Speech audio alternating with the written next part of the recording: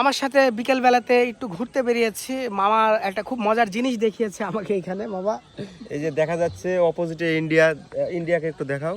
ইন্ডিয়ার এই যে মেয়েগুলা ঘুরতেছে দেখা যাচ্ছে, আর এইদিকে আমাদের বাংলাদেশের যে মেয়েগুলা আছে এরা শাক তুলছে।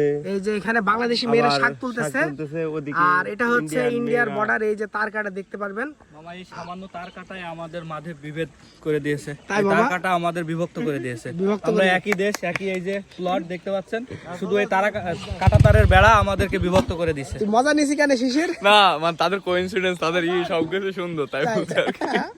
এই যে আসলে মূলত এখানে শাক তুলছে বাংলাদেশি মেয়েরা, এটা দেখে কিন্তু হচ্ছে মামা হাসাহাসি করছেন।